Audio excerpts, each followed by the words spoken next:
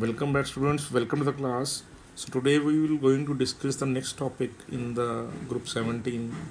These are the hydrides of the various halogens. Okay. Now from the previous studies you already know that halogens have the ability to exist as fluoride ion, chloride ion, bromide ion as well as iodide ion. Okay, why these ions are stable? Because in each and every ion the octet is complete. Now we know that the one electron in H and the one electron in the various halogens, they are mutually shared, and you had the formation of a HX covalent bond. But due to the a huge electronegativity difference between these two, what has happened? Almost in all the cases, the bond is highly ionized. So let's look at the various properties of these hydrides, keeping into mind that the HX bond is highly polarized due to the high electronegativity of the halogens. Okay, now I am repeating once more, the bond pair of the electrons of the bond pair, they are more closely to the halogens. Okay, and most closely to the fluorine due to its most electronegativity. Okay, are you sure? So first of all we talk about what that how these hydrides are being formed.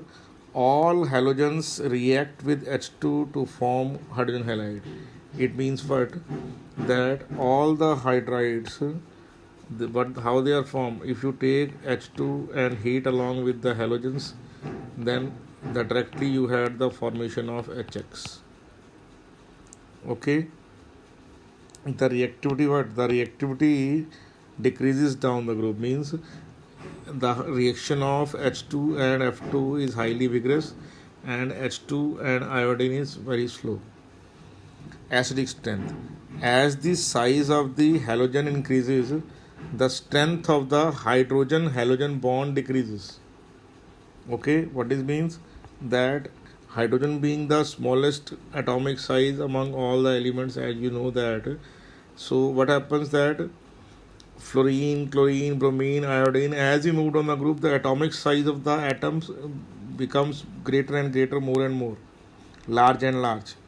So, and there is a overlapping of the 1s orbital of the hydrogen and the p orbitals of the various halogens. In case of fluorine, it is 2p. In case of chlorine, that is 3p. In case of bromine, 4p. In case of iodine, is 5p.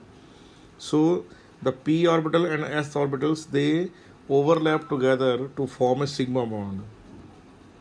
Now, due to the bigger sized iodine 5p and hydrogen 1s, the overlapping is not so effective. So you can say that in case of Hi the bond is weakest, and in case of Hf the bond is strongest. So it means where the bond is the weakest, it means in case of Hi, it can easily, the electrons can be easily drawn towards iodine. Okay, and what happens? The conjugate base I negative is formed. So Hi is the strongest acid and Hf is the weak acid. So you can see here that as we move down the group, the acidic strength of the various halides, it increases. Why? Because as we move down the group, the strength of the hydrogen halogen bond decreases. Are you sure about that? So stability, next point is stability. Again, one more point you have to keep in your mind, and what is that point? Is the stability of the conjugate base also. In all those cases, what is happening? In all these cases, there is a formation of a conjugate anion, that is X negative.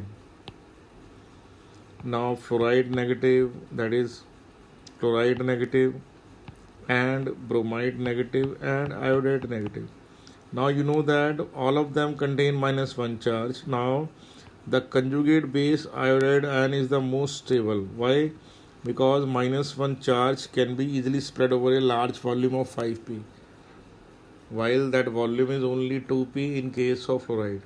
So you can say that as we move down the group, the acidic strength increases due to the weakening of HX bond, and also the X negative that is obtained after the breaking of the bond is more stable as we move down the group. Similarly, talk about the stability here. Now, as the bond dissociation enthalpy decreases down the group, so stability of the hydrogen halide also decreases down the group. I am repeating once more. As we move down the group, the strength of hydrogen halogen bond decreases. So you can say that in HI the bond strength is lowest and in HF bond strength is highest. So stability directly proportional to the bond strength. So the stability decreases as we move down the group due to the weakening of the bond. Next is about the boiling point. Now the boiling point depends upon the intermolecular force of attractions. Now due to the increase in the size of the halogen, the van der Waals forces increases down the group, resulting in increase in boiling point from HCl to HI. But HF has the highest boiling point due to the presence of strong intermolecular hydrogen bonding. Okay, so it means that hydrogen bonding is absent in HCl, HBr and HI. I am repeating once more. What is that? The hydrogen bonding is absent in HCl, HBr and HI, and in these compounds the boiling point only depends upon van der Waals attraction, and van der Waals attraction depends upon the surface area and the molar mass. So the tendency is quite good. Why HF got the more boiling point or the most boiling point? The reason being that the presence of hydrogen bond in that. So what happens in case of HF? In case of HF, there is what? There is formation of hydrogen bonding. There is what? Formation of hydrogen bonding. Are you getting that or not?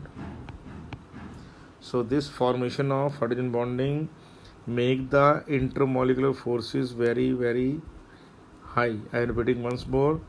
HF is the only hydrides among the hydrides of halogen in which intermolecular hydrogen bonding is present. Due to the presence of this intermolecular hydrogen bonding, the boiling point of HF is greater than the other hydrides. Are you getting that in your mind? Sure. Now what about the ionic character? Now due to the, as we moved on the group, what happens? The electronegativity of the halogen atom decreases. So it means, since we know that the ionic character depends upon the difference in electronegativity of the combining elements. Now as we moved on the group, the electronegativity decreases, so therefore ionic character also decreases. So due to the decrease in the electronegativity down the group, the ionic character of the hydrides decreases. So HF is what? HF got the highest ionic character and HI got the highest covalent character. Now the next factor is about the dipole moment. Now the dipole moment depends upon two factors. The dipole moment depends upon the bond length and the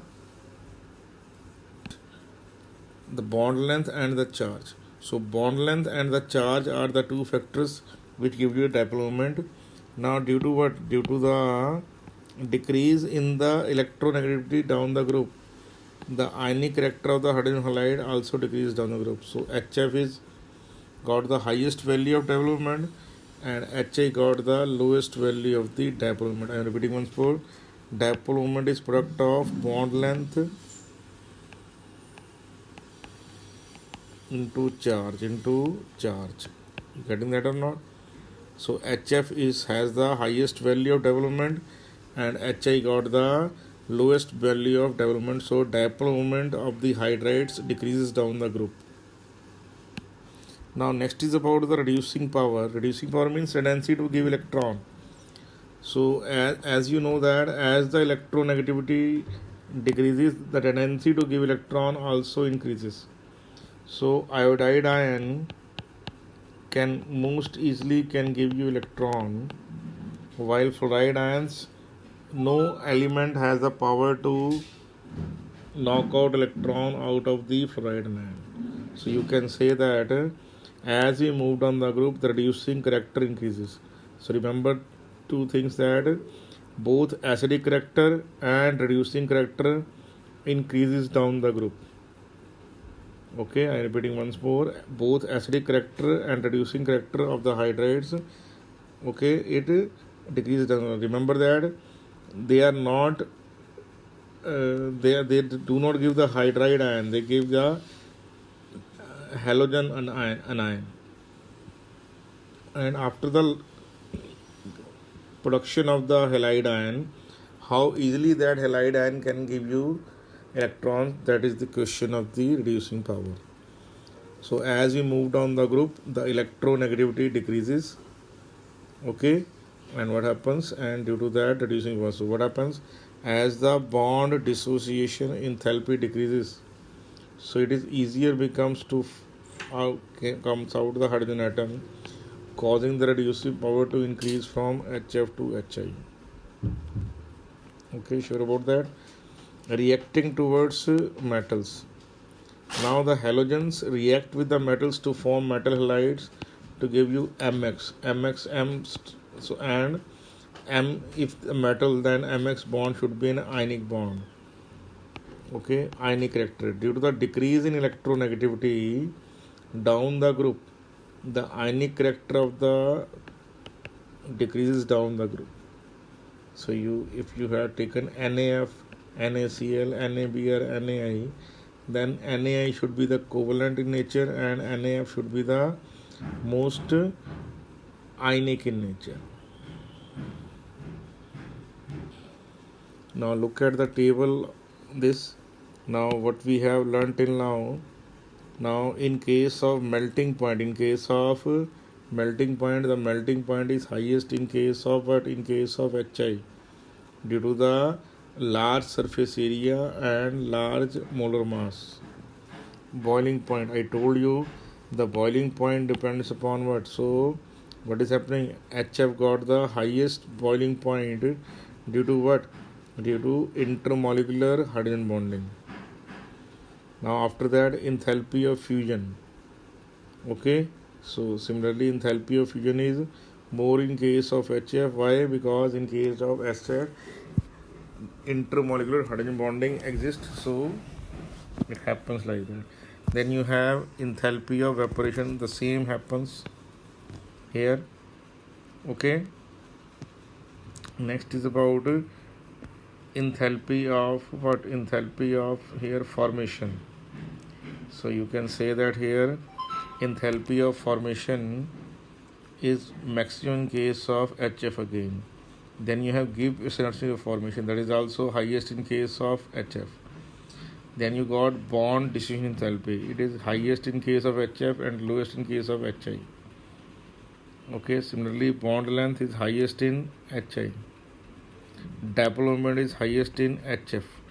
The HF has higher dipole moment due to the more electronegative difference between H and F.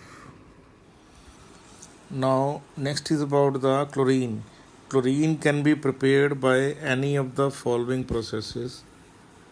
Mn2, that is pyrrolysite, it reacts with HCl to give you MnCl2 and Cl2. That is the most popular method. Next is when potassium permanganate react with HCl, it gives you again chlorine. So you can say that here MnO2 plus 4 become Mn2 plus, and here in KMnO4 manganese is plus 7, but here it is again plus 2. So it means what? It means chloride anion is losing electron to an oxidizing agent. So actually it is an oxidation reduction process, that KMnO4, but manganese in both the cases is accepting electron. Are you getting that or not? Sure about that? Now Very important is the Decon process. When HCl react with oxygen in pans of cuprous chloride at about 723 Kelvin, then you have formation of Cl. Similarly, in electrolytic process also, brine is 10% solution of NaCl. Brine is what? 10% solution of NaCl. If you add water to that on electrolysis, okay, what does happen that at cathode hydrogen is produced and at anode chlorine gas is produced. We have discussed this process already in our electrochemistry chapter, okay, and in that chapter we have discussed about you memorize one term that is called as what? That is called as over voltage. So if you just go through over voltage or over potential term, there we used, okay.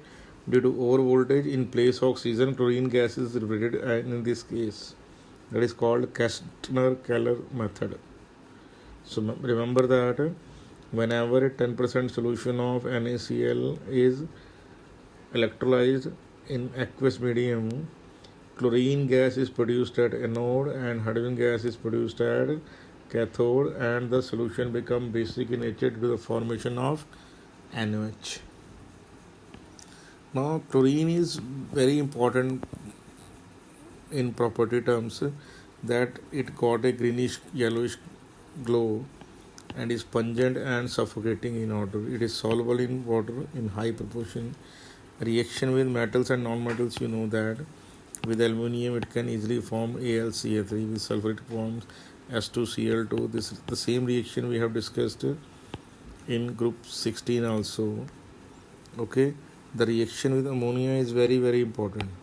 Why it is very important? Reaction with ammonia, when treated with excess of ammonia, chlorine gas gives nitrogen and ammonium chloride, whereas when the excess of chlorine gas, you got the formation of NCl3. So remember that here, if ammonia is in excess, you got ammonium chloride, but if Cl2 is excess, you got NCl3. So memorize that point, very important. I am repeating once more. Reaction of chlorine with ammonia, if ammonia is taken in excess, then ammonium chloride is the main product. If chlorine is taken in excess, then NCl3 is the main product, okay. Memorize that very clearly. Now reaction with NaOH is very important also. With dilute NaOH, it will give you NaCl and OCl negative. Here what happens, chlorine plus and chlorine is -1, so it is a disproportionate reaction. What is that? It is a disproportionate reaction. What is a disproportionate reaction? In which simultaneous oxidation and reduction takes place, okay. Similarly with hot KMNOH also, it undergo what? It undergo disproportionate. It gives you -1 and it gives you what? It will give you plus NO3Cl negative, that is ClO3 negative, okay. Sure about that or not? So here chlorine exists in what? Plus 5 state. What is that? Plus 5 state. That is very important. This reaction is very important. I am repeating once more, okay. Sure about that or not? Clear understood? Now after that, on reaction with slaked lime is calcium hydroxide, it forms bleaching powder. That is C, okay. It is a combination of hypochlorous ion and chloride ion. So you have calcium hypochlorite and calcium chloride. The combination of these two is called as what? It is called as bleaching powder, okay. The bleaching action of the chlorine is due to the what? The production of nascent oxygen. Nascent oxygen. Are you getting that or not? Sure about that? Chlorine is used for bleaching wood pulp. It is used in extraction of gold and platinum. It is used in sterilizing drinking water. Bleaching powder is actually used in sterilizing of the drinking water. Actually, what happens, the actual composition of bleaching powder is CaO, CaCl2, calcium hydroxide, 2H2. This is what? This is the true composition of bleaching powder. When calcium hydroxide react with chlorine, it gives you what? It gives you this CaCl, CaCl2, CaOH2, 2H2O. This is the true combination, true formula of bleaching powder. Remember that. Now, again, chlorine being oxidizing in nature, it convert Fe2 plus, that is FeCl2, into Fe3 plus. It convert tin 2 plus into tin 4. It convert iodine 0 to iodine plus 5. It can convert iron here in plus 2 state, here iron in plus 3 state. So what does happen? Potassium ferrocyanide becomes potassium ferricyanide. Are you getting that in your mind? So these things must be memorized by you very, very clearly. Now remember that chlorine is able to bleach only in presence of moisture. Without moisture, it cannot bleach anything. Are you sure about that? So why? Because in moisture it gives you hypochlorous, in which chlorine is plus 1 state, and HCl, in which chlorine is minus 1 state. So that plus 1 again transform into minus 1 with the release of nascent oxygen. This nascent oxygen is the cause of the bleaching action. Remember that Na plus OCl negative. Here also in hypochlorous ion, chlorine plus 1 state, always remember that. Okay, sure about that or not? So remember that in this case, remember that hypochlorous ion is the main cause of our bleaching action. Next we talk about the HCl. Okay, it is prepared by heating sodium chloride with concentrated sulfuric acid. So look at that here. Cl is minus 1 here, Cl is minus 1 here. It is a colorless gas with pungent odor. It is extremely soluble in water. It decomposes salts of weaker acid, sodium carbonate to CO2. When treated with ammonia, it gives white fumes to the formation of ammonium chloride. This is very, very important. And 3 mole of HCl and 1 mole of nitric acid. I am repeating once more. 3 mole of HCl and 1 mole of nitric acid gives you aqua regia. Gives you what? Aqua regia. I am repeating once more to you. Okay, 3 moles of HCl and 1 mole of HNO3. This combination is called aqua regia. And aqua regia is the substance in which the gold can be dissolved. Okay, sure about that or not? So gold, okay, where would you get that nitrite and chloride? And answer is from the aqua regia. 3 parts HCl, 1 part HNO3 is called aqua regia. Hydrogen chloride is used in medicine and as a laboratory agent. It is used in manufacturing of chlorine, ammonium chloride and glucose. Remember that whenever salts like calcium fluoride or NaF or NaCl, they are treated with H2SO4, always you will get the corresponding halide acid like CaF2 will use HF, NaCl will use HCl. So this is very, very important. But remember that HBr and HI, these two acids cannot be prepared by this method. The reason being that H2SO4 is a strong oxidizing agent. So it will oxidize bromide ion to the bromine and iodide to the iodine. So remember that we can use what? We can use a less vigorous phosphoric acid. Okay, but remember that with HBr and HI, or with to form HBr and HI, we can't use NaBr and NaI along with H2SO4. The reason that H2SO4 is able to oxidize these bromide and iodide ion to their corresponding elemental state.